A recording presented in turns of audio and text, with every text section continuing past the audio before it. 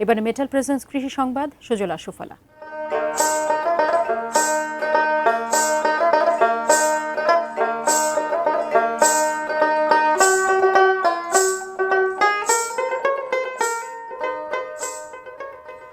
মারাত্মক খরার ঝুঁকিতে পুরো উত্তরাঞ্চল। গত কয়েক মাস ধরে দেখা নেই বৃষ্টির, যার নেতিবাচক প্রভাব পড়েছে চাষাবাদে। তবে মার্চের মাঝামাঝি বৃষ্টির সম্ভাবনার কথা জানাচ্ছে আবহাওয়া অফিস। রংপুর প্রতিনিধি শাহরিয়ার মিমের তথ্য নিয়ে ডেস্ক রিপোর্ট। ক্যামেরায় ছিলেন মনিরুজ্জামান।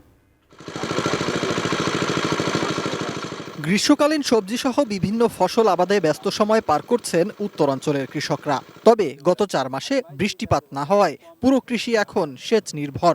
তাই বাড়তি খরচ গুনতে হচ্ছে তাদের। এতে বাড়ছে ফসলের উৎপাদন খরচ।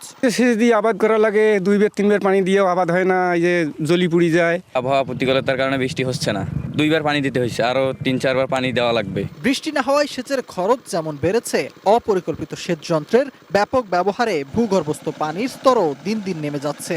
জলবায়ুর ব্যাপক পরিবর্তন, গাছপালা কমে যাওয়া, নদীনালা ও খালবিলে পানি না থাকার কারণে এ অঞ্চলে বৃষ্টিপাতের হারও কমে যাচ্ছে অস্বাভাবিক হারে। এ অবস্থা চলতে থাকলে দেশের উত্তরাঞ্চল দ্রুত মরুকরণের দিকে এগিয়ে যাবে বলে আশঙ্কা পরিবেশবিদ ও আবহাওয়াবিদদের।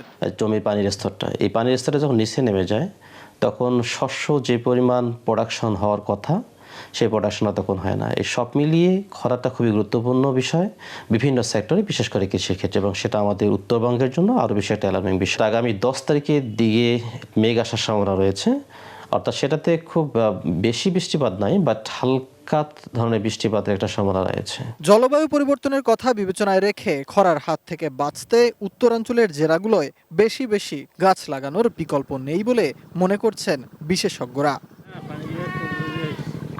সিফাত Mahmud, desk report, ATN news.